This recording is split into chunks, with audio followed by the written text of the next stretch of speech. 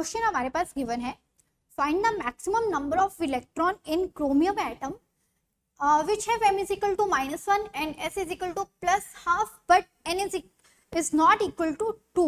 So जब भी आपके पास ऐसा क्वेश्चन आता है तो स्टार्ट कैसे करना है, कॉन्फ़िगरेशन आपको लिखनी पड़ेगी. तो सबसे पहले क्रोमियम के लिए इलेक्ट्रॉनिक कॉन्फ़िगरेशन लिखते हैं. 1s2 2s2 2p6 3s2 3p6 4s2. क्या 4s2 आएगा क्या, क्रोमियम है तो यहाँ पर कितना हो जाएगा 4s1 और 3d5. अब इसके बाद नेक्स्ट स्टेप है कि सबके लिए n की वैल्यू लिख लो यहाँ पर 1 2 2 3 3 4 एंड 3. नेक्स्ट है l की वैल्यू. तो यहाँ पर l की वैल्यू मेरे पास कितनी हो जाएगी, 0 है, यहाँ पर भी 0 1 0 1 0 और 2. उसके कॉरस्पॉन्डिंग m की वैल्यू.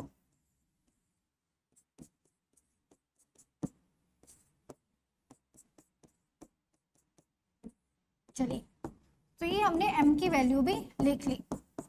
अब क्वेश्चन में देखिए क्या गिवन है, मुझे कैलकुलेट करना है नंबर ऑफ इलेक्ट्रॉन किसमें, m-1 में. सो m-1 जो है मेरे पास वो किस किस केस में आ रहा है. सो m-1 यहाँ पर भी आ रहा है, यहाँ पर भी आ रहा है, यहाँ पर भी आ रहा है. बट कंडीशन क्या है कि वहां पर n की वैल्यू 2 नहीं होनी चाहिए. सो इट मीन्स ये वाला केस तो क्या हो जाएगा, निग्लेक्ट हो जाएगा. तो कौन से इलेक्ट्रॉन की अगर मैं बात करूं तो ये वाला बचा, इसमें 2 इलेक्ट्रॉन्स होंगे और यहाँ पर मतलब टोटल तो यहाँ पर 6 है, बट मैं सिर्फ m-1 का ऑर्बिटल ले रही हूँ जिसमें 2 इलेक्ट्रॉन है.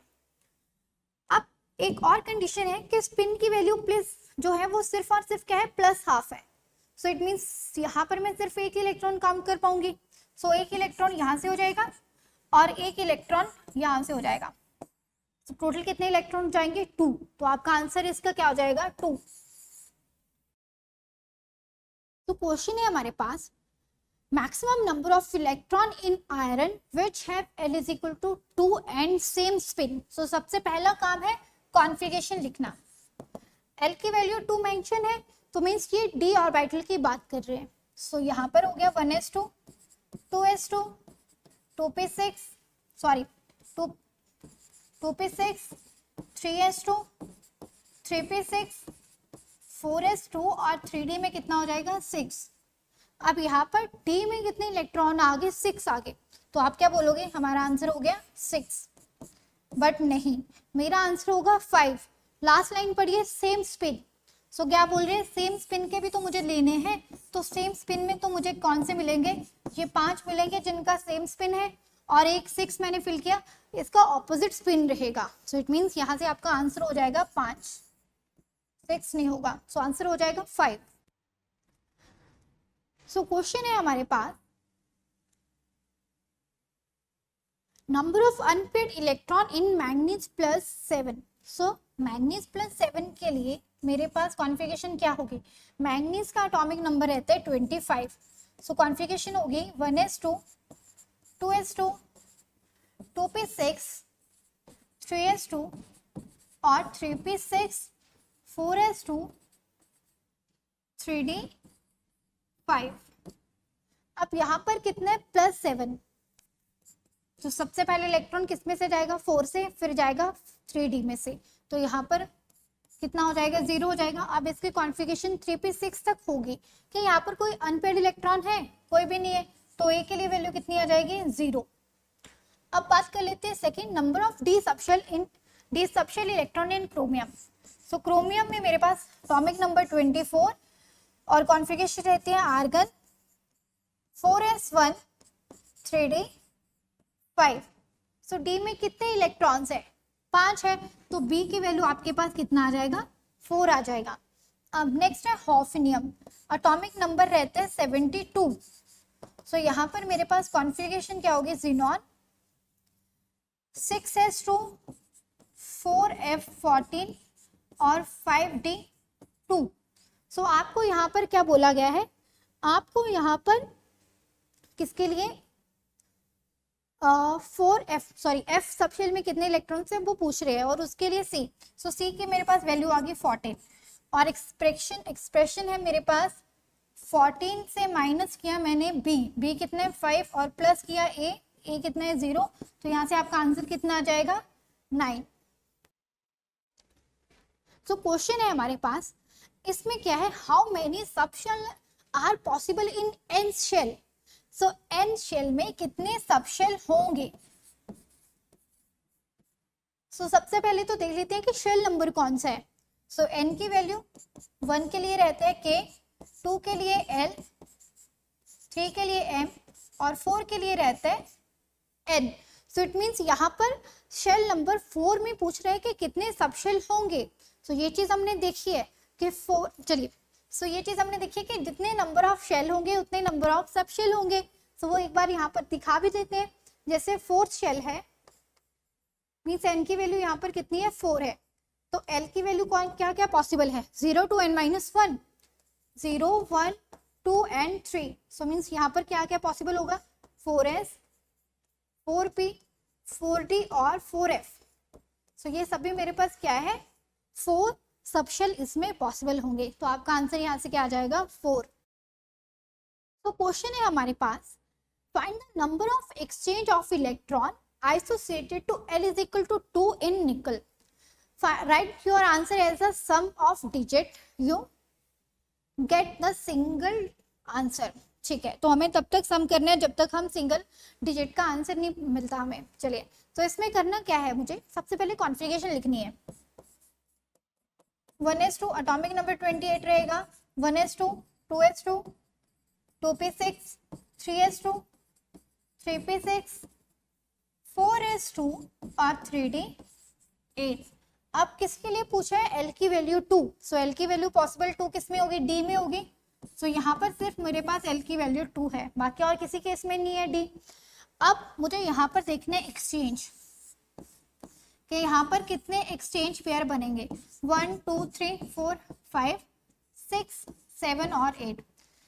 ठीक है, सेम स्पिन जिनका होगा वही एक्सचेंज करेंगे। जैसे मेरे पास ये फर्स्ट इलेक्ट्रॉन है, ये किस किस के साथ एक्सचेंज कर सकते हैं, ये आगे वाले 4 इलेक्ट्रॉन के साथ एक्सचेंज कर सकते हैं फर्स्ट इलेक्ट्रॉन, सो मीन्स इस केस में 4 एक्सचेंज पॉसिबल है।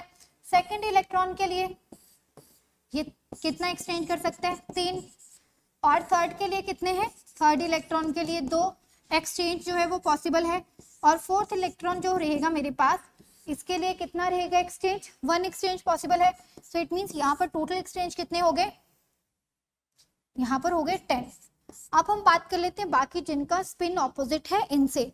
सो यहाँ पर ये इलेक्ट्रॉन जो है ये किस किस के साथ कर सकते हैं 1 और 2 के साथ, इसके 2 एक्सचेंज पेयर पॉसिबल है, और सेकंड इलेक्ट्रॉन के पास सिर्फ एक ही एक्सचेंज पॉसिबल है।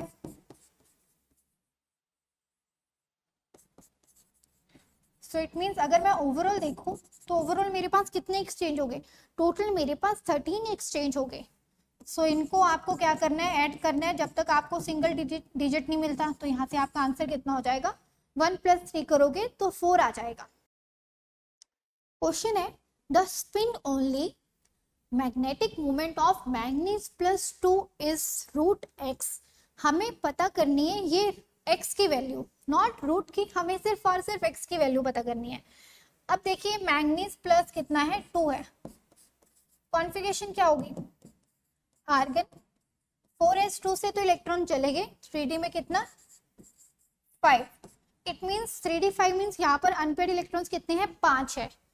और म्यू की वैल्यू हम कैसे कैलकुलेट करते हैं n + 2 × n करते हैं मैग्नेटिक मूवमेंट के लिए, तो यहाँ पर कितना आ जाएगा 5 + 2 करूंगी तो कितना आ जाएगा 35। सो मेरे पास 35 आ चुका है, और आपको वैल्यू किसकी फाइंड आउट करनी है 35 / 7, तो आपका आंसर कितना आ जाएगा 5। तो आंसर यहाँ से कितना आ जाएगा 5 हो जाएगा।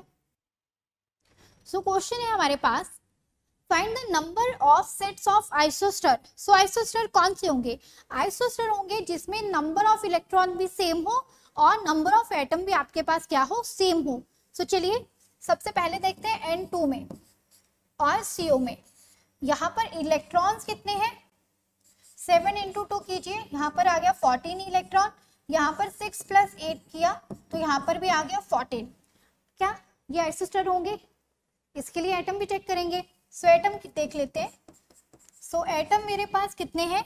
यहाँ पर 2 एटम है नाइट्रोजन के, यहाँ पर भी है एक कार्बन एक ऑक्सीजन, तो यहाँ पर भी 2 है, सेम इलेक्ट्रॉन है और सेम नंबर ऑफ एटम्स है, इट मीन्स ये आइसोस्टर पेयर है। चलिए नेक्स्ट है N2O।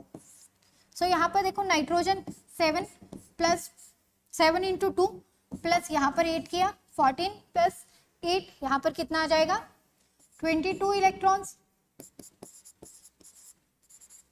और क्या इसके साथ CO2 6 प्लस 2 इंटू 8, तो यहाँ पर भी मुझे कितना 22 इलेक्ट्रॉन्स मिल गए। अब बात करते हैं एटम की। यहाँ पर कितने हैं? 3 एटम्स होंगे और यहाँ पर भी कार्बन और 2 ऑक्सीजन है तो 3 एटम, इट मीन्स ये भी आइसोस्टर होगा। HF के केस में देखिए 1 प्लस 9 10 इलेक्ट्रॉन्स और what OH minus, OH minus में 8 प्लस 1 किया, यहाँ पर भी 10 इलेक्ट्रॉन्स। सो इट मीन्स यहाँ पर मेरे पास ये दोनों पेयर आइसोस्टर होंगे कि नहीं? तो नंबर ऑफ एटम 2 है, यहाँ पर भी 2 है, तो इट मीन्स ये भी आइसोस्टर पेयर है। अब लास्ट बचा है, इसमें देख लेते हैं। सो यहाँ पर क्या है B3 N3 और H6। सो इलेक्ट्रॉन काउंट कर लेते हैं। सबसे पहले बोरोन के 5 इंटू 3 किया, प्लस नाइट्रोजन के 3 इंटू 7 किया, ऑक्सीजन 6 हाइड्रोजन 6 इंटू 1 किया, तो यहाँ पर कितना हो गया 15 प्लस 21 प्लस 6, तो यहाँ पर मेरे पास हो जाएगा 42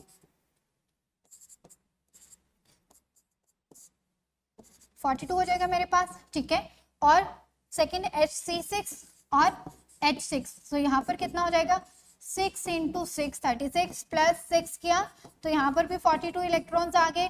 नंबर ऑफ एटम्स दोनों में क्या है 12 है, तो मीन्स ये भी आपके पास आइसोस्टर पेयर है।